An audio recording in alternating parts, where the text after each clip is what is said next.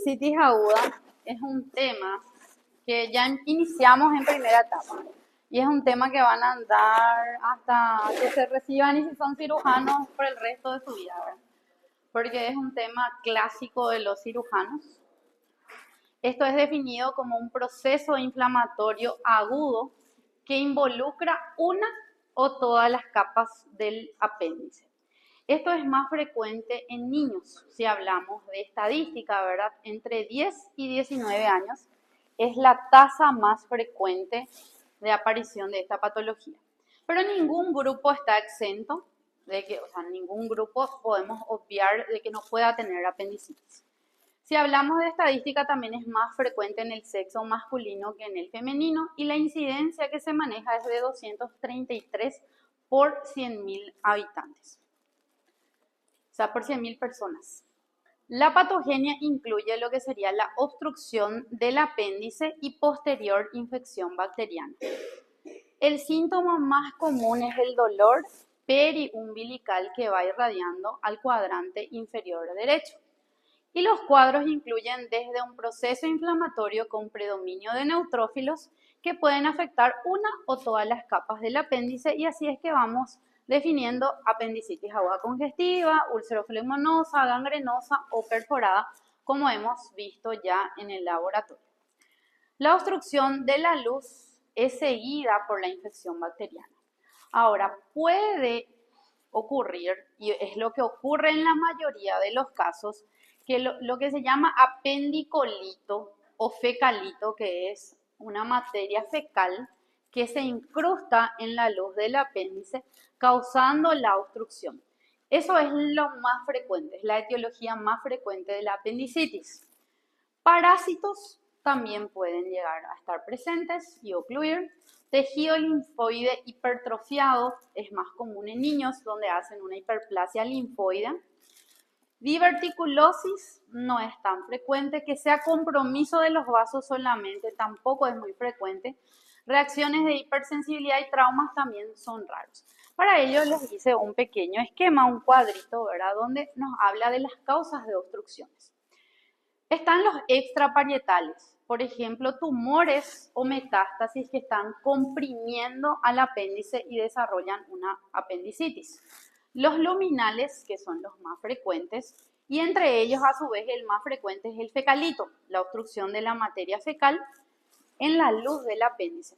También puede ocurrir por parásitos, cuerpos extraños y bario en algún estudio, ¿verdad? Que anteriormente se usaba bastante el bario. Parietales como hiperplasia linfoide y tumores que hemos visto en la clase de tumores, donde hablábamos del carcinoide, del HAM, del LAM, del adenocarcinoma, o sea, todos los tumores que puedan ocurrir en apéndice también pueden ser causa de apendicitis. De hecho, si recuerdan de esa clase, dijimos que la mayoría de ellos se manifiesta como primera sintomatología, o sea, debuta como una apendicitis aguda. Entonces, ¿qué es lo que ocurre? Cuando se obstruye, y vamos a poner como ejemplo el fecalito, que es la causa más frecuente, se va acumulando moco en la luz del apéndice y esto va estimulando un sobrecrecimiento bacteriano. El apéndice se va dilatando, se va agrandando y va comprometiendo el flujo sanguíneo y linfático.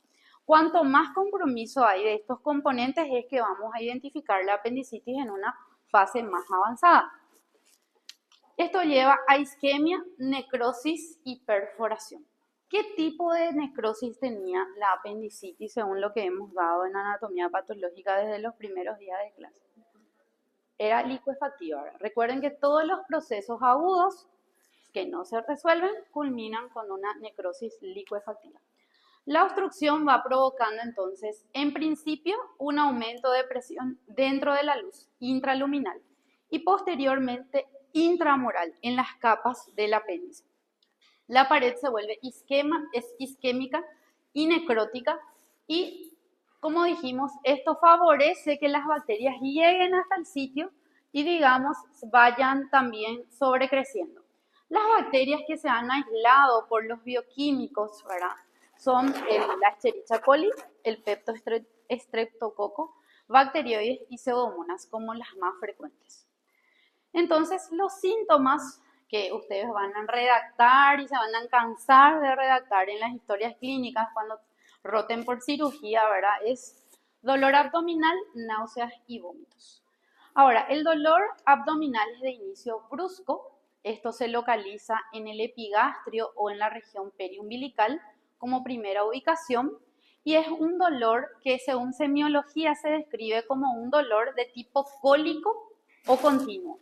Y esto es, según la clasificación del dolor que van a estudiar en semiología, es un dolor visceral, difuso y de intensidad moderada. Porque ustedes tienen que escribir todito eso en su historia clínica, si el dolor es intenso, qué tipo de dolor es, ¿verdad? Entonces es un dolor visceral. 4 a 6 horas después se traslada a la fosa ilíaca derecha el dolor. Ahora, este dolor ya es más intenso, ya ocurre irritación del peritoneo en contacto con la serosa inflamada y esto se transmite a las astas posteriores de la médula y es un dolor somático, es un dolor localizado, más intenso. Entonces, aquí está la famosa cronología de Murphy o triada de Murphy, ¿verdad? Donde es dolor abdominal, fiebre, náuseas y vómitos como causa. Entonces, el dolor es en epigastrio o periumbilical, como dijimos, que es un dolor visceral, náuseas y vómitos, dolor en la fosa ilíaca derecha. Ahora, las variaciones anatómicas por anatomía de la ubicación del apéndice son los que están correlacionados, ¿verdad? Con el sitio de ubicación de lo que sería la apendicitis. Lo más común es que sea dolor en la fosa ilíaca derecha, ¿verdad? Eso es lo habitual, porque por la ubicación del apéndice. Ahora, si el apéndice es retrocetal, el dolor es en flanco o en dorso. Ahora, si el apéndice es pélvico, el dolor es suprapúbico. Y si es retroileal, el dolor es testicular en los varones u ovárico en las mujeres. Entonces, esto sería, ¿verdad?, de acuerdo a la posición anatómica. Los signos, yo solamente les traje a modo de información, esto yo no les voy a preguntar, esto es semiología quirúrgica, ¿verdad?, donde nos habla del punto de McBurney, que es algo que sí o sí es tema de examen, pero en cirugía, ¿verdad?, donde se traza una línea imaginaria entre la espina ilíaca anterosuperior y el ombligo, ¿verdad? Y esto es lo que se conoce como punto de McBurney, la unión entre el tercio externo y los 2 tercios internos es lo que se conoce como punto de McBurney. Ahora, el signo de Bloomberg, que es el signo que van a usar en semiología quirúrgica, se obtiene en realidad cuando uno sospecha de apendicitis, no es que directo va y palpa la zona, sino que tiene que empezar en otros sectores, ¿verdad? Como que le va engañando al paciente, ¿verdad? Le va distrayendo y luego va hasta este punto, presiona y suelta, ¿verdad? De manera inmediata. Y ahí el paciente siente dolor. Entonces se dice signo de Bloomberg positivo. Esto es lo más usado, ¿verdad? El Rothschild es otro signo que también es utilizado en semiología, donde se despierta dolor en la fosa ilíaca derecha, pero al presionar el lado izquierdo. Existen otros signos que le llaman del obturador, por ejemplo, que es al realizar la rotación interna del muslo hay dolor, ¿verdad? O el signo del psoas, donde al paciente se le coloca en decúbito lateral izquierdo y esto, digamos, provoca dolor. O sea, existen miles de signos que van a ir estudiando en semiología quirúrgica. Hay un librito mismo de las maniobras, ¿verdad? Entonces, pero este es el más utilizado, el de Bloomberg. Ahora, si hablamos de la parte histológica, recordemos que el apéndice tenía un epitelio columnar. Y este epitelio columnar va siendo destruido en un proceso de apendicitis. Ahora, si yo les pregunto esta imagen, ¿les parece que es apendicitis o es un apéndice normal? ¿Y el epitelio? Casi no tiene epitelio. Ven que hay erosión y hay ulceración. O sea, no es normal, no es. Lo que se ve normal son los folículos, ¿verdad? Porque se ven muchos folículos en la submucosa, eso es normal, los folículos. Pero aquí con esto ya no es un apéndice normal. Entonces, las fases de la apendicitis aguda, que nosotros hemos estudiado en el laboratorio en la primera etapa, definíamos como la congestiva o catarral. Esta es la que tiene cambios más sutiles y sería el momento ideal que el cirujano opere, ¿verdad? Donde inicia, donde tiene todos esos cuadros que dijimos, dolor periumbilical, que irradia la fosa ilíaca derecha y que ya detecten y que vaya a cirugía, ¿verdad? Eso sería lo ideal, ¿verdad? En esta etapa nosotros vemos edema, vemos congestión, vasocongestión e inician las erosiones en la mucosa. El infiltrado inflamatorio agudo solamente está presente en la mucosa, ¿verdad? Ahora, en la fase 2, que sería la supurativa o úlceroflegmonosa, donde ya vemos erosiones, vemos presencia de úlcera, vemos todo lo anterior, ¿verdad? Vamos viendo edema, congestión, pero ya se identifica un exudado fibrino purulento y úlceras que ya están pronunciadas, que están siguiendo una secuencia. Y aquí hay el proceso inflamatorio en mucosa y ya está presente en la submucosa. Ahora, la fase gangrenosa o necrótica, el compromiso vascular es mayor, hay compromiso de mucosa, submucosa y muscular y gran componente inflamatorio en todas las capas. Ahora, esto también puede que en este estadio se detecte o bien que ya veamos una perforación o que ya se rompa y nosotros en el apéndice veamos una solución de continuidad o que el paciente ya debute como una peritonitis. Entonces, esto sería el apéndice ideal de recibir, ¿verdad? Un apéndice que fue detectado por los cirujanos, ¿verdad? Donde se ve simplemente como una extravasación, se ve los vasos pronunciados, ¿verdad? En el apéndice, hiperémicos. Esto ya sería una fase de recibir avanzada porque se ve la zona de perforación, es una zona amplia. El apéndice está totalmente eritematoso y se ven los vasos como si fuesen que están ramificados. Esto ya sería un estadio también bastante avanzado de la apendicitis donde se ven las necrosis. Las necrosis pueden verse de color verde, violeta o negruzca en la macroscopía. Esto sería un apéndice con abundante tejido fibroso y zonas extensas de hemorragia, ¿verdad? Y necrosis. Si cortamos, el apéndice se volvió negro, ¿verdad? Por la necrosis se ve negruzco. En este otro caso vemos un apéndice totalmente negruzco y que va invadiendo varias capas. Nosotros al recibir hacemos varios cortes. Cortamos todo así como ven en pequeños fragmentos y esto es lo que se ve, que ustedes veían en histología de esta forma. Así. Porque hacemos el corte así, de manera transversal, ¿verdad? Entonces, en la fase temprana lo que vamos a identificar es erosiones y el proceso inflamatorio que está concentrado en la mucosa, que sería la apendicitis aguda congestiva. Ahora, aquí también nos va diciendo que el proceso inflamatorio se va extendiendo, se ve un foco, pero presente en la mucosa.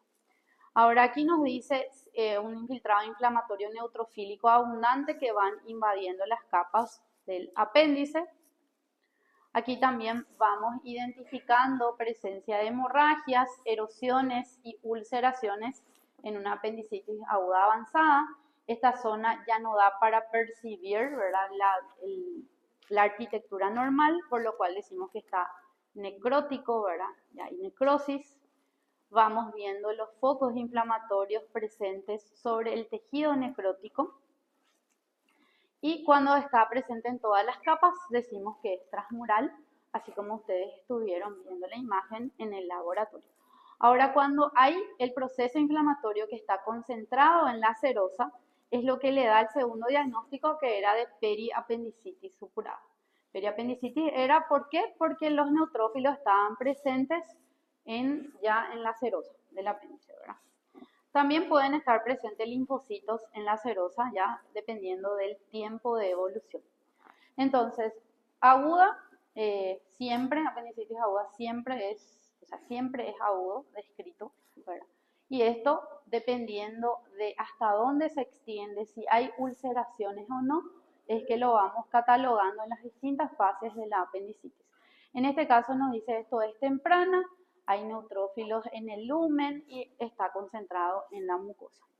Esto nos dice, esto ya es una necrosis en una apendicitis gangrenosa, donde vamos viendo el borramiento de la histoarquitectura. Se borra, solamente vemos un tejido de color rosa y por encima de él vamos viendo las células inflamatorias. Aquí nos dice periapendicitis, que es un término que usaron desde la primera etapa, se refiere al proceso inflamatorio ya agudo o crónico, o sea, puede haber linfocitos que están presentes ya en un estadio avanzado y está presente en la serosa.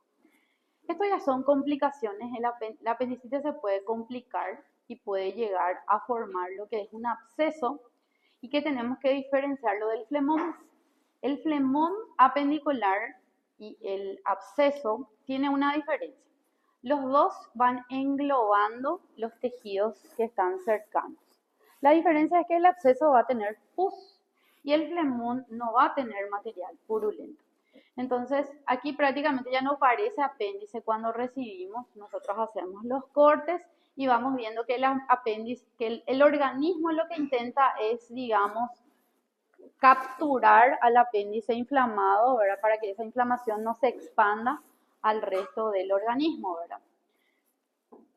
Esto sería una apendicitis gangrenosa, ¿verdad? Donde el proceso inflamatorio está en todas las capas, ¿verdad? Y esto macroscópica y microscópicamente podemos verlo gangrenosa perforada o simplemente solo gangrenosa, ¿verdad? Esto que vemos aquí nos dice, es un paciente de 30 años que presentó dolor abdominal agudo, náuseas, vómitos y fiebre de un día de duración.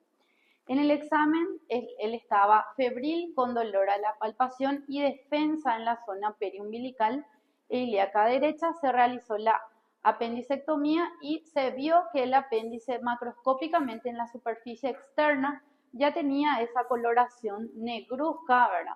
Lo cual ya nos dice que esto es gangrenoso cuando cambia la coloración. Y como dijimos, a partir de la perforación, que sería la etapa más avanzada, la gangrena puede que se haya retirado en ese mismo momento donde ocurrió la gangrena.